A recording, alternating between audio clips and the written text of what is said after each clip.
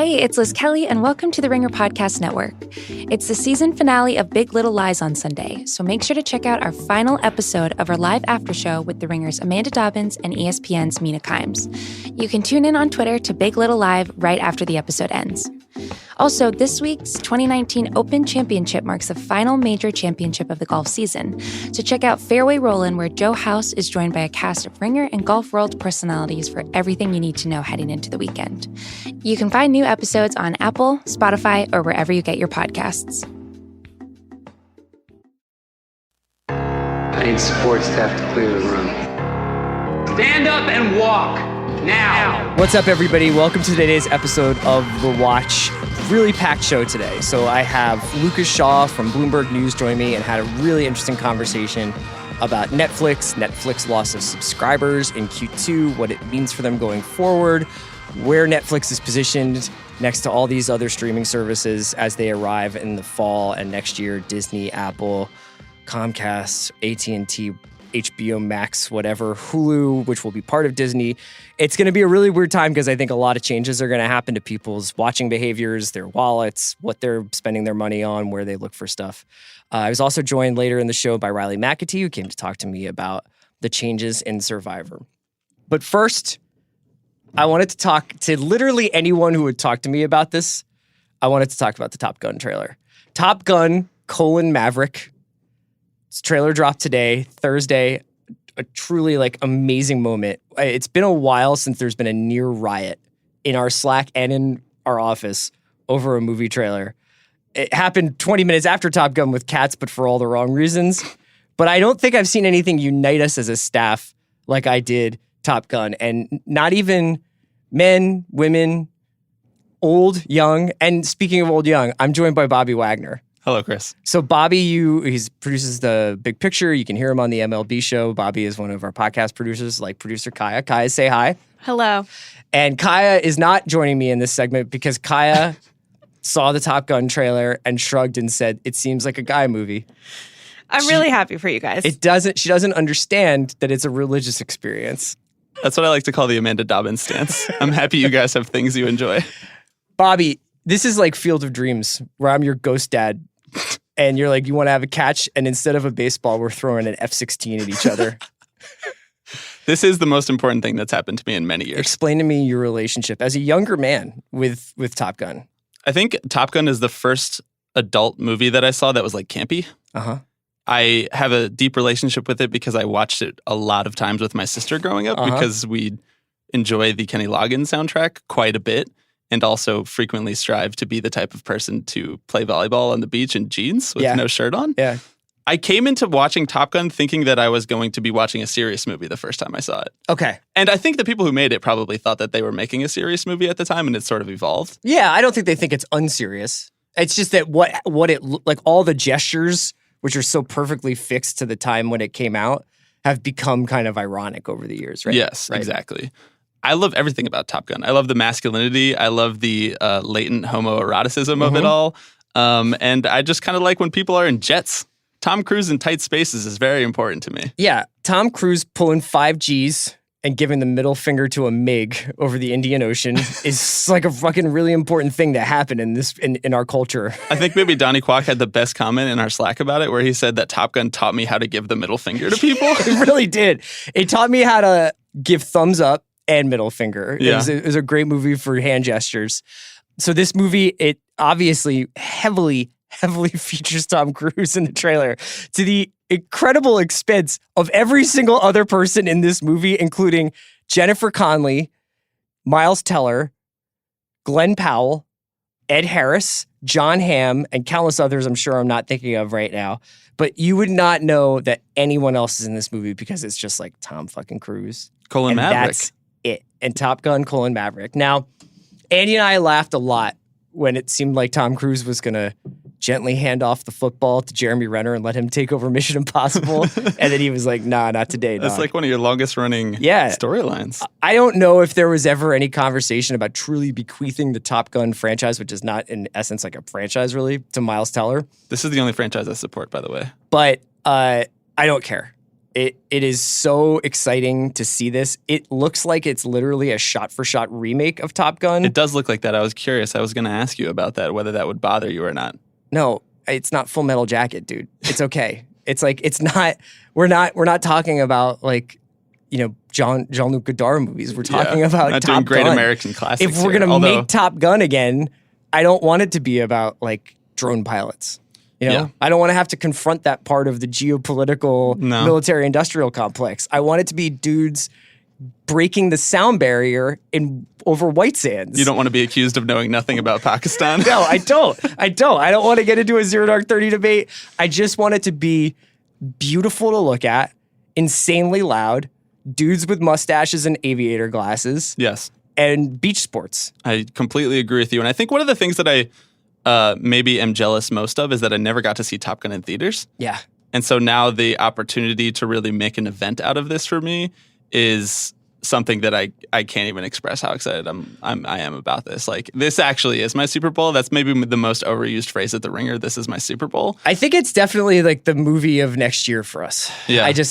I'm sure I will be, somebody's going to be like, by the way, there's a Paul Thomas Anderson movie coming out in May or something. But like, when I saw this, I was like, I wish this was out tomorrow. I would probably spend like $500 to see it. It's the only time I've ever related to you guys talking about Triple Frontier.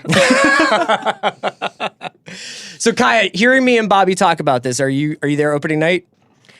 Not opening night, but I'll go see it. Everybody is so muscular. What is there to not love? Yeah, I mean, like, why wouldn't you want to see Glenn Powell just dappled in oils, getting ready to run? Everybody is so damn oily. Getting ready to run Cliff Kingsbury's offense on the beach. Let me see the first Top Gun, and then I'll get back to you guys. Okay, that's great. Well, we can continue to have a series of Top Gun conversations over the course of the next 12 months. Sounds great. Okay. The rewatchable Top Gun. Top Gun has made me realize how much of a hypocrite I am, because I think I criticized Game of Thrones a lot for kind of going back to the hits. And then I saw Tom Cruise pull the hood off of a motorcycle that he was going to ride down in the air hangar, the airplane hangar. And I was like, same music. Please inject there are this shots, into like me. There's a shot of Miles Teller playing piano, which is just Anthony Edwards playing piano from 20 years ago. R.I.P. Or whatever. It's just unbelievable stuff. Most crushing movie death for me other than Lion King. All right, that was Top Gun. Kai and I are going to talk a little bit about Emmys, and then we're going to talk to Lucas Shaw about Netflix. All right, thank you, Kaya, for enduring me and Bobby's Brofest. I wanted to talk to you a little bit about the Emmys. All right. Okay, so I'll probably call Greenwald on Monday and get his takeaways, because I'm sure he's seeing something here that I'm not. I don't necessarily want to debate what didn't get nominated as much as sort of take a step back and talk about the Emmys in general, which is essentially that while I don't have any real huge arguments with a lot of the stuff that got nominated, for instance, drama series, here's the nominees. Better Call Saul, love that show. Bodyguard, really enjoyed that show. Game of Thrones, Legacy, it's going to be The Farewell, okay. Killing Eve, I didn't like it as much as the first season, but fine. Ozark, I didn't like it as much as the first season, but I still liked it a lot. Pose, Succession, obviously Succession was my favorite show of 2018, and This Is Us. So that's a fine group of shows. It's a lot. I don't think that there's like, it doesn't feel competitive when it's that many shows. It's like, if it's that many, why not 10? But I think that as television, and what we define as television at least, plays a bigger and bigger part in what we watch, I would love to find out whether it's like having the Emmys twice a year, or just figuring it out where it just feels like it's more of the time that it's trying to memorialize. Do you understand what I'm saying? Yeah, I mean, it just feels extremely disjointed, basically, especially I think now because it's split across something like HBO and NBC, which is like very structured and traditional style of television, Sure. and like as far as release schedules go. And then you have like Bodyguard and Ozark, which feel like they premiered 2 years ago at this point. Absolutely, yeah. Yeah. So it's like you have like this real dissonance about when you're sort of judging things. I think for the Oscars, what happens is, yes, it's about the year, but the Oscar movies, for the most part, are condensed into that crazy 4-month run. Right. Or maybe late September in the case of like a Martian kind of thing, or like, Stars Born last year. But for the most part, you have this like really condensed, incredibly intense period where all these movies are coming out, all these people, everybody has their takes on them, and all the conversation is happening at the same time. And then we turn our eyes towards awards jockeying and you have a couple of awards shows that kind of lead up to the Oscars and it culminates with that. Now, maybe by the time you get to the Oscars, you have fatigue about awards and you would just like to have stuff come out and whatever. That's fine. But with the Emmys, I just don't know I think we're just kind of still in this nether region where it's like, well, what is the actual time period it's assessing and whether or not there's just way too much category gerrymandering, essentially. So explain that to me. Because that's something I'm confused about with the Emmys, and I've been hearing a lot about this week, is this idea of like category fraud and category gerrymandering. And like you even get something like Gwendolyn Christie who gets to nominate herself for an Emmy. And it's like, how does that work? Yeah. And I think, the shows put themselves forward for Emmys and they decide what episodes are going to be put forward for nominations. I believe that actors and can say like, I am going to put myself up for supporting actor. I'm not really sure about how the acting process works. I do know for the writing, David Benioff and Dan Weiss put forward the finale of Game of Thrones for their Emmy consideration for writing. When it comes to the category gerrymandering I'm talking about, like I don't really know if I understand how Succession is a drama, but Mrs. Maisel is a comedy, right? Right. I don't know necessarily how Fleabag is a comedy, but Killing Eve is a drama. I understand that Fleabag plays a little bit more for laugh lines, but it does seem like the shows that go into certain categories don't always make a ton of sense. In the past, there's been a lot of controversy about limited series. So this year, I actually do think that these series are limited. We will not be getting more seasons of Chernobyl, Dannemora, Fosse Verdon, Sharp Objects, or When They See Us. Those are limited. But then you get into what's a TV movie. Black Mirror Bandersnatch is an extension of Black Mirror. It's great that it got nominated. I really enjoyed Black Mirror Bandersnatch. But wouldn't that necessarily be part of the Black Mirror series, right? Right.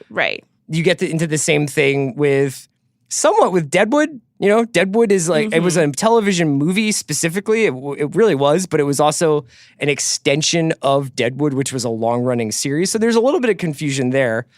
I think a lot of it also is just like the sheer amount of people who are nominated. So in lead actress, it's Emilia Clarke, Jodie Comer, Viola Davis, Laura Linney, Mandy Moore, Sandra Oh, and Robin Wright. That's a huge field to be choosing from, and I don't know necessarily that you're going to like find that it rewards someone overwhelmingly for their performance over the course of the year. Yeah, I mean, it just gets into like, it's just so starkly different from the way that like the Oscars operates, and like it just feels like they should not be compared to each other. Like someone like Robin Wright should not be in the same category as like Jodie Comer. Sure. Yeah. I mean, like you get into sort of like, well, what are we really evaluating here anyway? Because performance and people's reactions to performance are so varied. In the movies, I think what you tend to see with the Oscars is it rewards something that puts actors through a defined physical obstacle, whether or not it's like losing a lot of weight or pretending, but I think that they're often very showy performances in the Oscars that are obvious leading candidates for an award.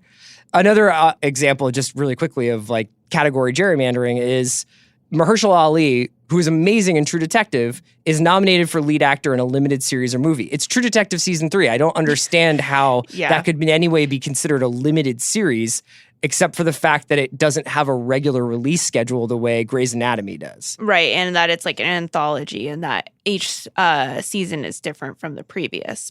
Yeah, so it'll be a really interesting thing to see as we, and I talked to Lucas Shaw about this in a few minutes, as these streaming services essentially replace the way we understand traditional television watching, and as they operate under their own schedules that have to do with their own financial forecasts and their own quarters and their own fiscal years, how on earth do you make that ascribe to any kind of Emmy consideration? How does that fall into any kind of calendar that the Emmys are looking at? And should you just basically say, look, January 20th, 2019 or 2020 to January 20th, 2021, that's the Emmy year. And then the Emmys themselves and the voting gets pushed up a little bit. I don't know how they'll react. One thing that is just that you see a lot of sameness here, a lot of Game of Thrones, a lot of Ozark, a lot of Better Call Saul, although not for Ray Seahorn, which really sucks. you're not really getting the widest swath of stuff here, considering how much TV is being made. Yeah, and that's a good point, considering like how much content has been pumped out this year. It's really just like, I want to say like 10 main shows before you start getting into like the reality stuff like that and the comedy stuff. It's really just pulling from the same 10 group of things. Yeah, it's like the entire cast of Game of Thrones is essentially in here. The entire cast of Fleabag, for instance, is essentially in there. So it'll be fascinating to see how this plays out. I have my interview with Lucas Shaw coming up. Lucas Shaw is a writer for Bloomberg News, and he writes really well and really informative stuff about Netflix and just the streaming wars in general. So we'll get into our interview with Lucas Shaw, and then after Lucas, I'm joined by Riley McAtee to talk about Survivor. Thanks for listening to The Watch. All right, now I'm joined by Lucas Shaw from Bloomberg News. Lucas, I'm really glad you came by. I have to admit, I've been reading you for a while, and I'm a little nervous because I feel like we try to adopt a position of knowledge about the streaming wars here on The Watch, and yet you're probably way more informed than I am about what's going on. And you were sort of on the front lines of reporting about Netflix's subscriber loss, which was revealed yesterday. For people who are sort of wondering what that means, can you just give me like the broadest like outlooks on that? Sure. So if you step back a second, most people who use Netflix know it's really popular service. And over the past 8 to 10 years, it has ridden a wave on the stock market and more broadly just in consumer attention we have not seen before. It went from being a $3 or $4 billion company to a $150 billion company, all because it kept adding customers at a really rapid rate every single quarter. Every year for the past 8 years, pretty much ever since it had streaming, it set a new record with the number of customers it added. And the only way that narrative takes a hit is if it has a blip or if it shrinks. And that's what it did in this most recent quarter, where not only did it shrink in terms of the number of customers that it added in the U.S., but the number of customers that it added outside of the U.S. was significantly smaller than it said. So every time a public company is going to release their earnings, they tend to issue a forecast of what they're going to do in that quarter. And so Netflix had issued a forecast for the second quarter that wasn't great. And then it went way under that to a degree that it had never missed before. If it misses its forecast a lot, it's usually because it goes way over it. And so the reaction was immediate. Its stock plunged like 11% in 5 minutes. And it lost, if you want to think about it, so it lost like $22 billion in market value. So it lost like a CBS Corporation, the whole company, CBS, Showtime, Simon & Schuster Book Publishing. That company's worth like $19 billion. Netflix lost that overnight. Okay, so is it actually that bad, or is that just more of a perception thing? It remains to be seen. So if it is a sign that growth is going to slow long term, it's really, really bad because Netflix has been able to borrow money, been able to fund all these programs, expand like crazy, become perhaps the biggest producer of TV and movies in the world.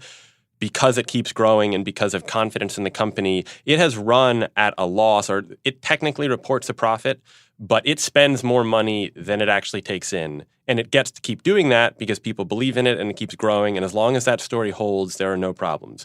Once there's a problem in that story, they have to scale back. And there's a lot more questions, and that causes all sorts of headaches that we don't know because we haven't seen it in this era of Netflix. There's also a possibility that it is just a blip. For whatever reason, the second quarter has been a really balky one for Netflix. It had a really bad second quarter 3 years ago that, if memory serves, it blamed on the transition to chip-based credit cards. The executives yesterday basically said that explanation was BS and that they still don't know what happened 3 years ago. And they have had off quarters before. And that's my understanding what the CEO, Reed Hastings, what the chief content officer, Ted Sarandos, they have told employees, don't worry yet. If we have a couple of these quarters in a row, then you should worry. For now, we missed one, and they issued a very optimistic forecast for the third quarter of $7 million. Which is the Stranger Things quarter. So you pointed in your piece for Bloomberg, you pointed at basically two big reasons why these numbers might have dropped off. One was the raised prices for subscription, for membership essentially, and also a weaker slate of programming. Is there an actual correlation between the popularity of the programming on Netflix on any given quarter and their subscriptions going up and down? I don't know, because they release such a volume that it's hard to know with anything. You know, if you look back at what they put out in the most recent quarter, I guess they certainly didn't have a hit as big as Stranger Things because there are only 1 or 2 shows on Netflix that are that popular. Sure. But they release 100+ programs. They had the Ava DuVernay miniseries, When They See Us. They had that Jennifer Aniston, Adam Sandler movie, Murder Mystery, that they say was a huge hit. They had a bunch of programs that a lot of people watched. That wasn't enough. So I guess if you take them at their word, then yes, it depends on that. The one or two big shows can make all the difference. Yeah, because I was thinking about this. Sometimes I don't know in what terms to think of Netflix. Like, am I supposed to think about it in the way that I've traditionally thought about HBO, which is that if HBO has a show like Game of Thrones, people will probably go evangelize for that show, and someone will say, well, I don't want to be left out, so I guess I should spend the X amount of dollars per month and add that onto my cable bill or get HBO now, and so that I can be part of the Game of Thrones thing, or I've become a fan of Game of Thrones and now I can't live without it. Is there stuff on Netflix that people can't live without, or is it simply the totality of the service that they can't live without?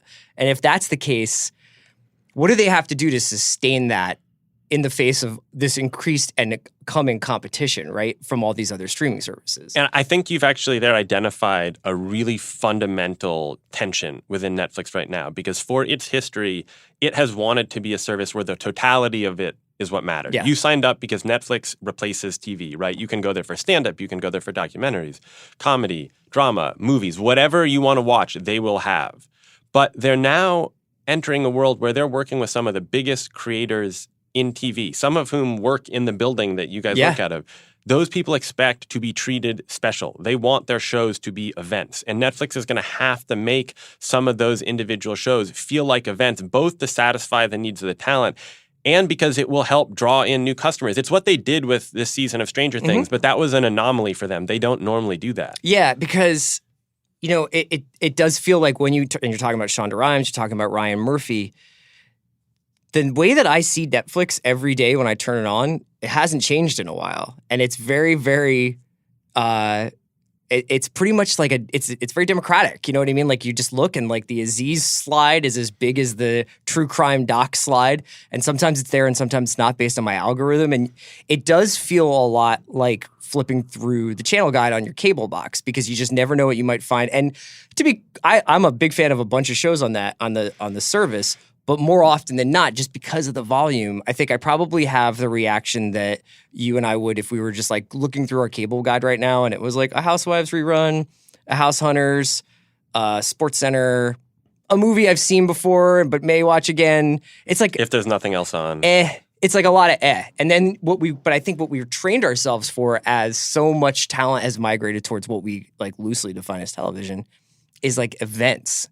And like, you can't miss this. And Reese Witherspoon is on this, or David Fincher's directing this or something. And we feel like we have to be there for it. But then I'm not sure if that actually jibes with what Netflix is interested in. Sometimes I think I have this big complex where I'm like, why won't Netflix let me love it? Like, if they just put Stranger Things out 2 at a time, it would be so fun to like cover it over the course of a summer rather than we have 3 days to get this done. Yeah. I would expect a redesign of Netflix, or maybe small alterations in the next year or two. I've had conversations with people at the company who've talked about trying to better tailor the service to kind of your time of day or your mood or what that circumstance is you're viewing. And Interesting. And I do think that with some of the talent they're working with, like, there were a lot of rumors that they would say create a special shelf, like one of the series of tiles on Netflix. For a Shonda or a Ryan Murphy. Now, they can't do it right away unless they have a huge volume of programming. They may have adopted a different strategy, but they're aware that they need to kind of play with it. They're also in the UK, they're doing this, they're starting to issue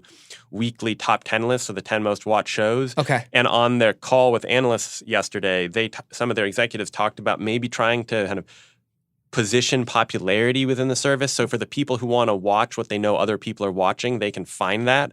What that looks like, we don't know. But I think they do have to fool around and make it more appealing so that people aren't overwhelmed by the volume and don't just see lots of crap. Yeah, so that's the question I was kind of wondering. Traditionally what would happen is a show is going to come out on HBO or FX or Showtime in about 2 months.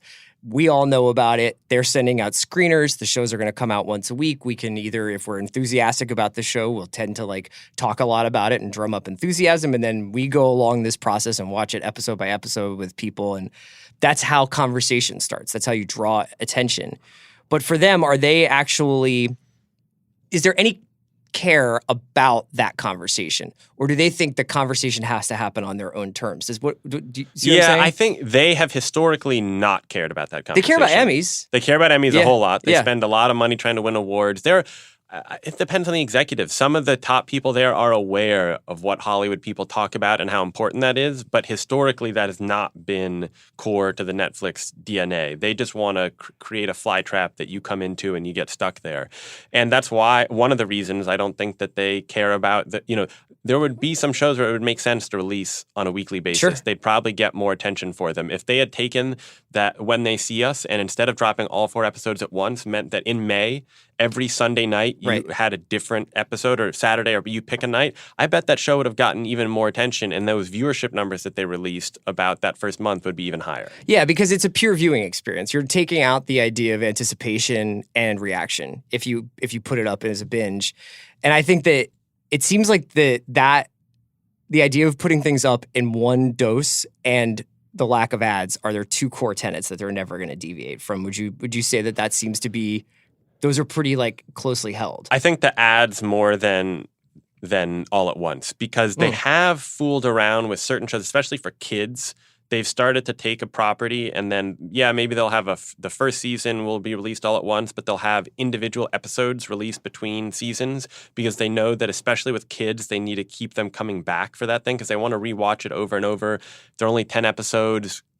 Kids can rewatch episodes a lot, but at a certain point, they're going to get tired and bored. So I've talked to producers who say that Netflix has played around a little bit with that release strategy. I would be surprised with one of their big tentpole shows.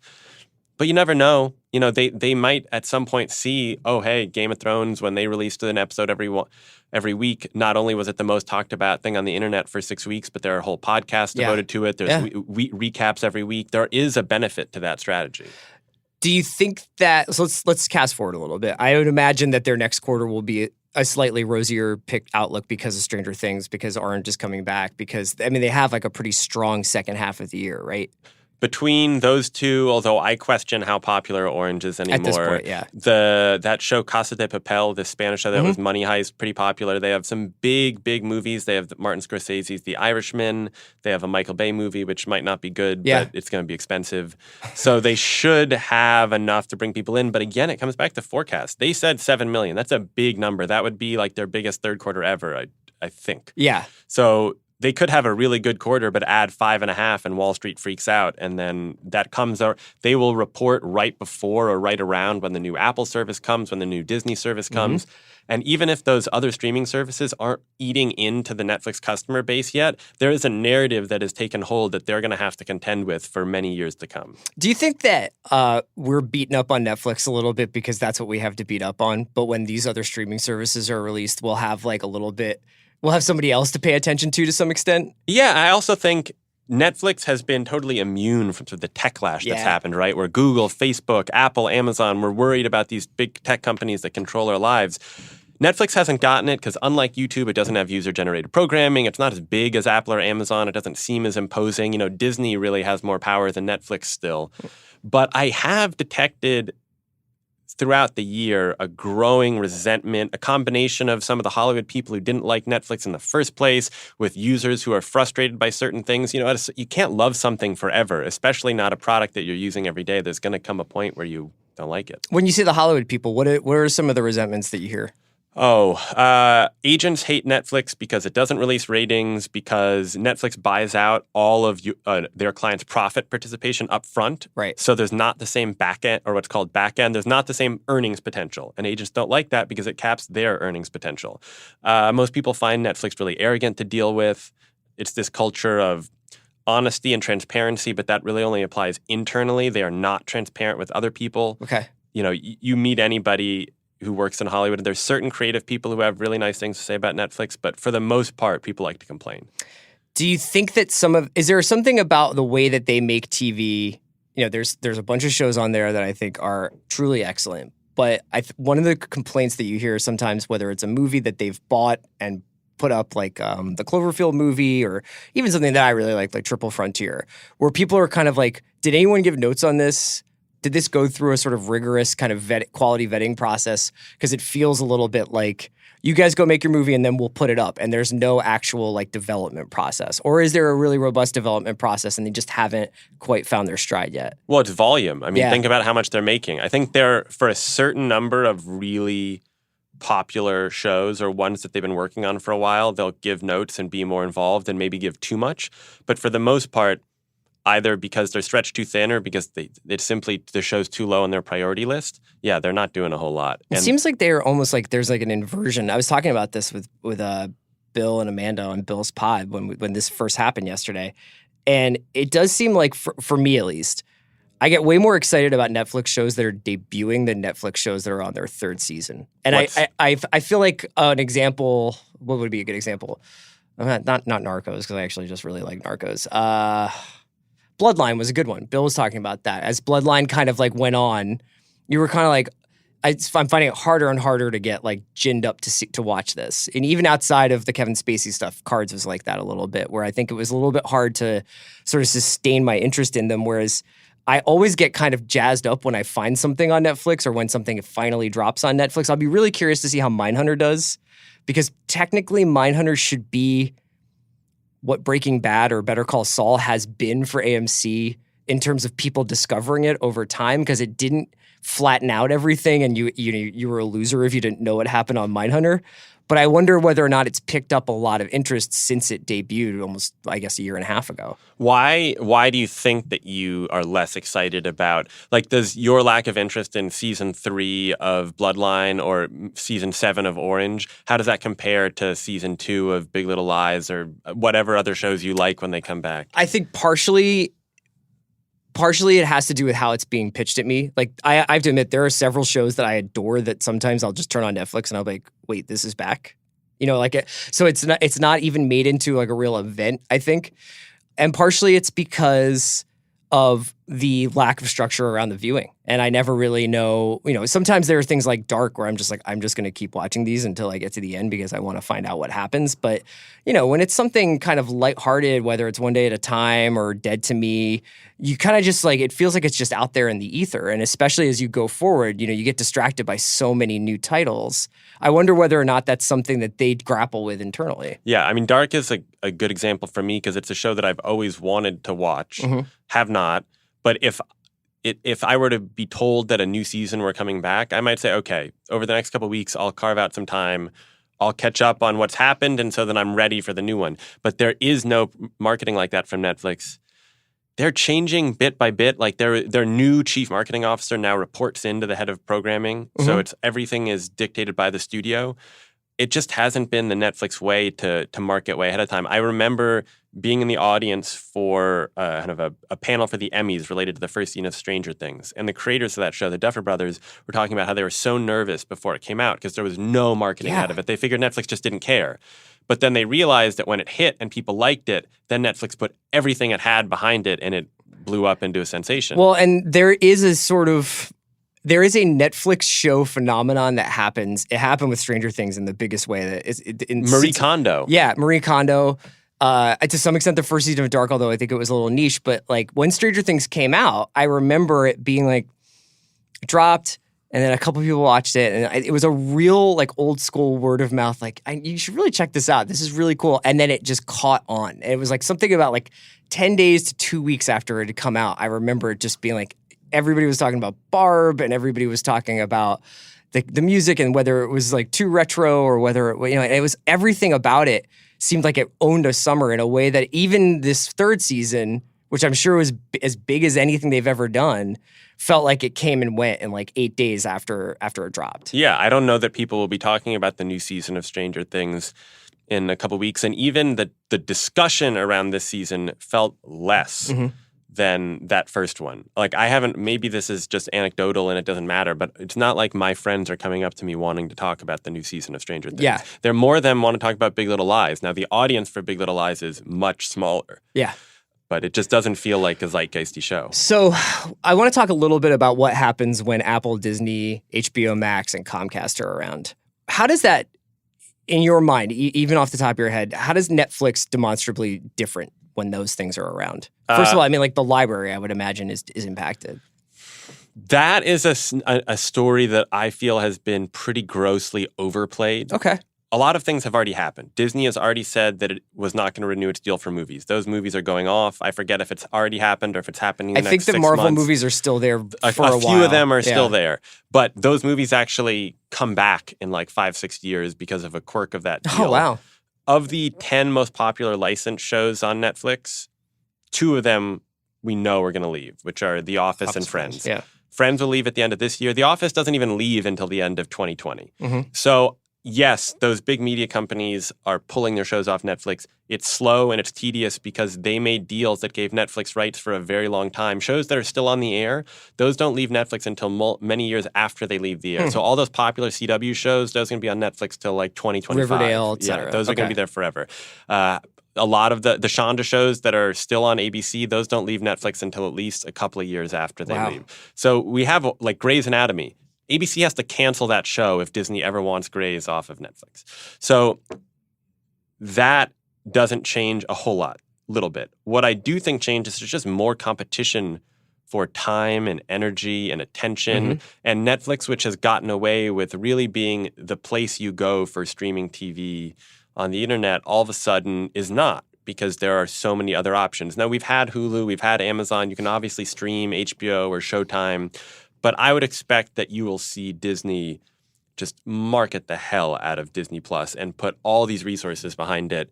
And how Netflix contends with that remains to be seen. Right. If The Mandalorian winds up being bigger than almost anything Netflix has ever done, what happens to Netflix, basically? Right. Do they? Because Netflix will say when there's an outage on YouTube, for example, their usage will go up because that's their closest competition online. What happens when The Mandalorian is a big hit? Or is the fact that Game of Thrones was in this most recent quarter one of the reasons why Netflix didn't have a huge quarter? Sure. Yeah, that's really fascinating. Do you think that there is ever going to be what does a slowdown for Netflix look like, or is it a bubble and it's either inflating or popping? Like, if would there be a point where they're saying, you know what? We spent $150 million on Martin Scorsese movie. We won some stuff for Roma. It's been fun, but this is like the margins are just off for us here because we're not getting repeat viewings of Roma and The Irishman over the years. They are definitely past the point of bubble popping and dramatic reversal. They make too much. They have too many customers, make too much money, and it's their whole business. So it's not like we're going to see them. Like, I could see Amazon and Apple just say we're out. Like, we have all these other things we make money from. We don't need Hollywood. We're done. That's not possible for Netflix. What could happen is if what happened this quarter repeats. If all of a sudden, instead of adding, 28 million customers a year, it starts to add 20 or 15.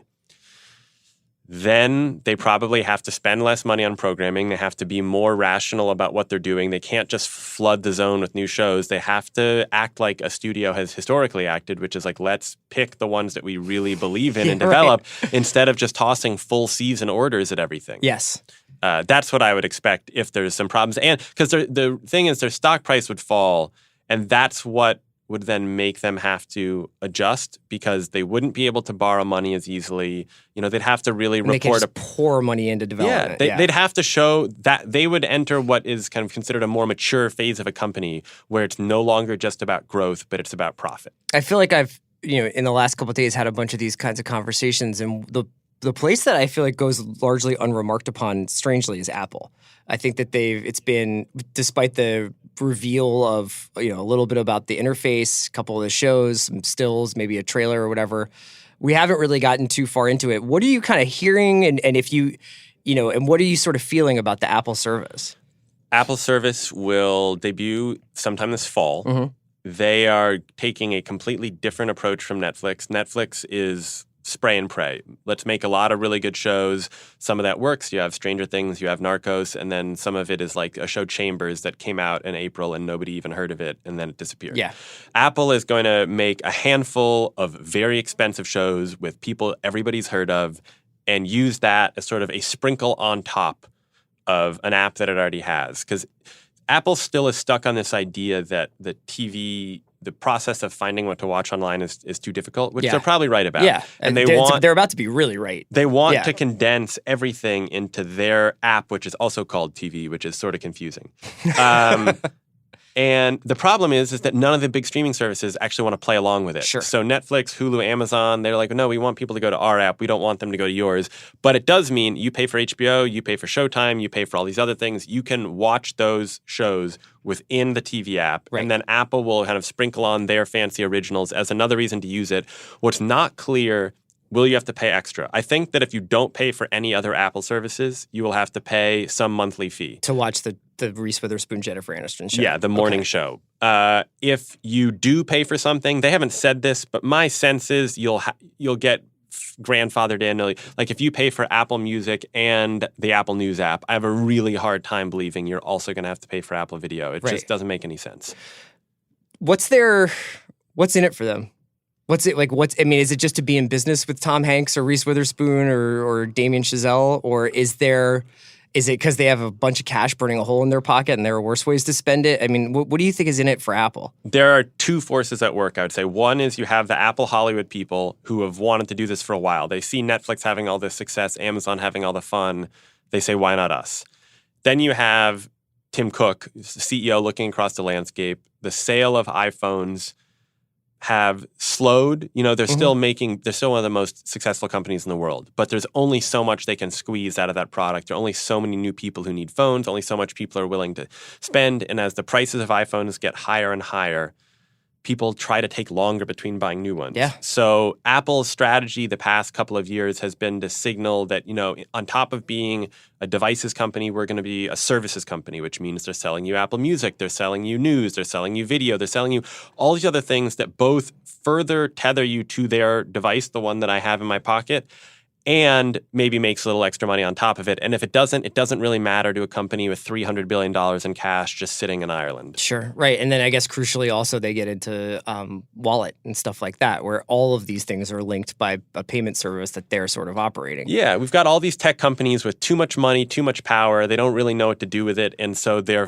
going into all sorts of new areas because they can. Do you think that we're in a horse race and that there can only be a limited amount of winners at the end? Because there was obviously it got kicked around a little bit. I'm not sure if it was ever something that was serious, but that Apple should buy Netflix. Right. Or that Netflix should acquire someone else's library or get into the acquisitions business. Do you think that we're going to have a couple of years of there being 5 or 6 streaming services and then a shrinking down to maybe 2 or 3? The market can support more than 2 or 3, because if you think about how many of the small niche ones you have for horror or Shudder for whatever like it is, yeah, right. They all survive. Of the big ones, I give everybody at least a few years playing. Disney's not going anywhere. Netflix is not going anywhere. Apple and Amazon are question marks. AT&T, it's hard to see going anywhere. And Comcast, I get really mixed signals out of that company, so I'm not sure what to expect. I'd assume that all 6 are in it 3 years from now. 5 years from now, I would guess that at least one of them is no longer in it. A lot of and you mentioned, acquisitions. A lot of the big stuff's already happened. AT&T bought Time Warner. Disney bought Fox. Apple could buy something, but that would, Apple buying Netflix would be the biggest deal in Apple history by a factor of 40 or 50. Right. That feels unlikely. Right. Also, given the current regulatory scrutiny of the big tech companies, I have a hard time seeing any of them pursuing a huge acquisition. Like Apple spent 2 years fighting to digest Shazam, which was a $400 million acquisition that nobody understood in the first place. So the idea that they're then going to go buy the biggest online TV network in the world still seems far-fetched. Let's talk for a second about the little guy. Right now, I was talking about this with Bill. I think for people my age, maybe your age, a lot of people are still, they have cable and plus Netflix, and maybe cable plus Netflix plus Amazon or something like that. But they're carrying a lot of per month content cost. And the introduction of these services may introduce like a real choice for the average consumer between, do I finally fully cut the cord even though I don't get to watch like Lakers games perfectly live the way I want to? Or do one of these services find out that like there's only so much appetite for this stuff? As in, do the smaller services go away? Yeah, I'm kind of curious. Just like, do you think that we're going to see most people out there have subscriptions to 4 or 5 services and not cable, Or do you think it'll be cable and 2 services and 3 that they don't have, and they're just like, I just don't watch The Office. I don't have that service. I think it depends on how much experimentation there is with sports on the internet. Because I still pay for a kind of an a la carte service from Spectrum. It's not full cable, but it gets me enough. It means I get live sports, I get the basic cable channels, and I'm sort of covered. I will have a hard time. Do you then pay for HBO? I pay for HBO. I pay for HBO, Showtime, Netflix, Hulu, Amazon. I have to do the full bore. You and I are both pot committed. We can't be saved. So we're probably not the best test cases here, but I will not get rid of live TV as long as there's sports. And I think that's going to keep going. Whether that means I buy the YouTube TV or Hulu or Spectrum or whatever it is, most sports fans are going to keep buying some kind of live service. How many things they add on? Probably 2 or 3. All the research differs. Some say 2 or 3, some say 5 or 6. A lot of the big companies look at it more in terms of dollar spend. So most people are probably going to keep spending about $100 a month on this. And so if they're spending $40 on cable, that probably gives them space for 3 to 4 services, depending on how much it costs. Sure. The ones that I imagine having a hard time are those that are going for the masses but can't sustain that level of production. Investment, consumer interest. That's where you run into trouble. If whatever AT&T does with HBO Max, if they can't grow that HBO subscriber base significantly, then they have a real problem because they're planning to double the amount of shows they're making. If they don't double their customer base or triple their customer base, they're in trouble. Man, it's going to be really fascinating to watch this unfold over the next couple months. I hope you can come back on the show at some point. It was really nice having you on. Lucas Shaw, you can read him on Bloomberg News. He's one of the sort of brightest voices writing about the streaming wars right now. Lucas, thanks so much for coming on The Watch, man. Yeah, thanks for having me. Riley McAtee is joining me right now. I wanted to talk to Riley about Survivor because we heard about some rule changes coming for the 40th season, the all-winners season. There's going to be a 39th season, which still seems like it's like a satire or something. Involves like giant Easter Island statues of Boston Rob and Sandra, and you get to go to them for tutelage, but they're not playing. So that's coming soon. Yes. Right? That's the fall. That's the fall, yeah. And that one wraps up at Christmas, and then they have another one shortly after that in the spring. The one in the spring is the 40th season. Yep. All winners. 20 years on the air. And we've had what are some of the names of the people, like some of the past champs who are going to be on it?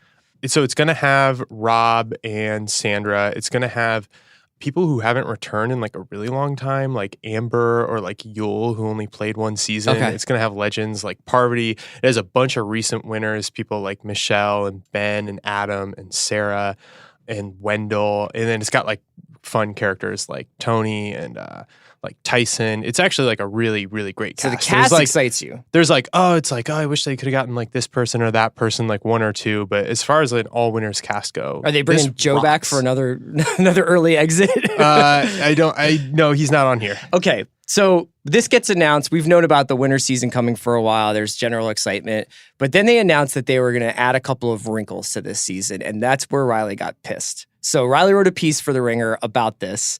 Yeah, you're shaking your head like I'm not representing you properly, but I think you were annoyed, right? No, yes, yeah. I mean, I don't know. I feel like it's been like a long simmering thing for me, but it's just, I don't know, man. They just keep tweaking the formula, and it's like the basic formula is so good. You're a traditionalist. Great. Yeah, I know. I'm like a crotchety old man. No, I'm you're very a survival. About it. You believe in the Constitution as originally interpreted. You know. Correct. Yes. So, what are the wrinkles that they're throwing in this season? Yeah, I'm like Antonin Scalia or whatever of Survivor.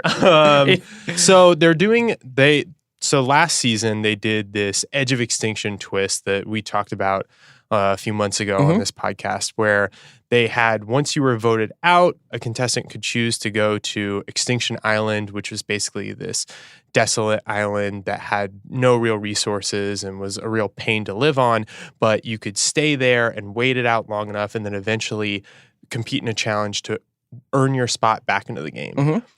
And they had 2 different instances where you could win your way back in. It was like right at the merge and then at Final 5. And the guy who was voted out on day 8, Chris, ended up winning the challenge to get back in at Final 5, so way later. And then he ended up winning the entire season after only having played for, it was like 13 days or something. It was like less than 2 weeks of actual main game time, and the vast majority of his time, like 4 weeks, spent sitting on Extinction and even Island. his eventual, spoiler alert, his eventual victory felt not quite asterisk-y, but very like, he got in not through a loophole, but it was a fire challenge. Like there was not, it's not a traditional Survivor build alliances, do, backstabbing and then win at the end. He came in and he made like one sort of alliance with Devins, with his idol thing that he had that they have to split for a vote and then had to like bring it back.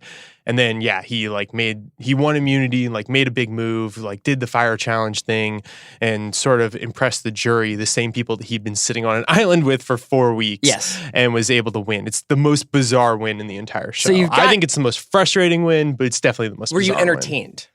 Yeah, I don't know. I mean, like the finale episode was entertaining, but as a whole, I was like, that's not fair. This is not, well, it's just also just not Survivor. It was just a different show than the one that I've been watching for so many years. Okay.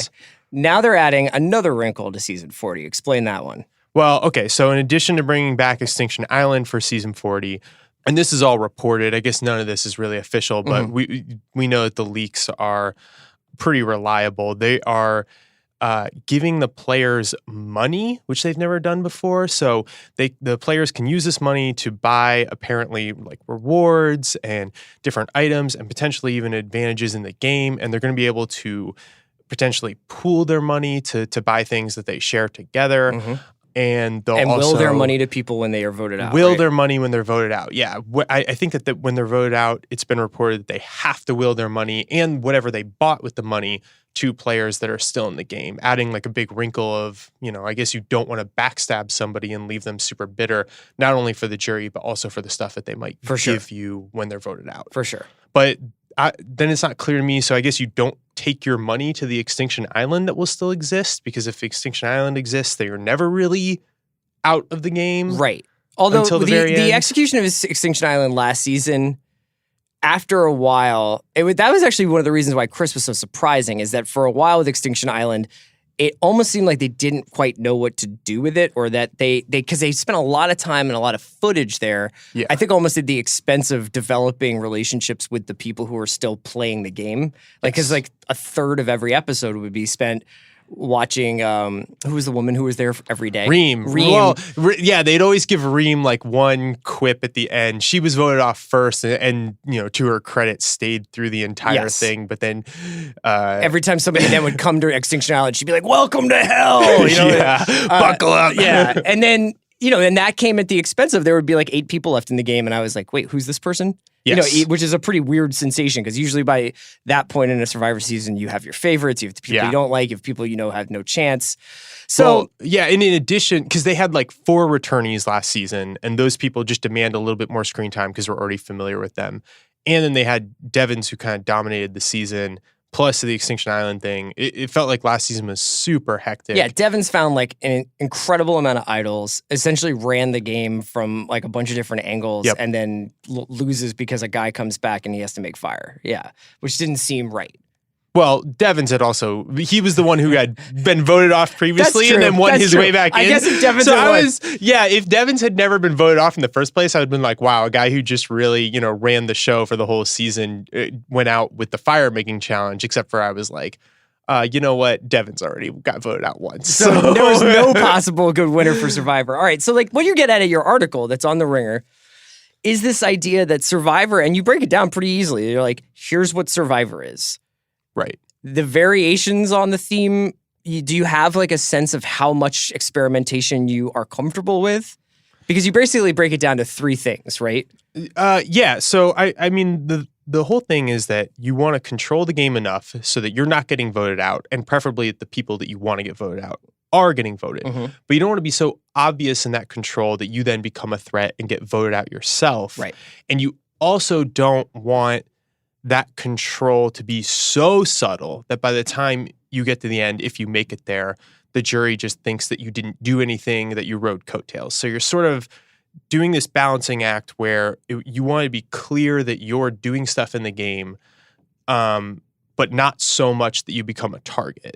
And that creates a ton of tension, especially with the fact that once you're voted out, you're out. It's over and done, except for this last season with Extinction Island, where you could get voted out and then come back. Right. And so what do you think? To me, the introduction of this stuff with winners. Now, you said before we started recording that you would have liked to have seen this experimentation happening with newbies. But with winners, I actually kind of feel like this is really interesting, giving them a new tool in the toolbox kind of thing. I'm all the way out on Extinction Island. Like newbies or returnees, just no thanks. The money thing is really weird and interesting, and I think is kind of a fun wrinkle. But yeah, I'd be more interested in it in a newbie season, which you kind of, if you're CBS, you're Survivor, you have to sell anyways. But the winners season just sells itself, so I don't.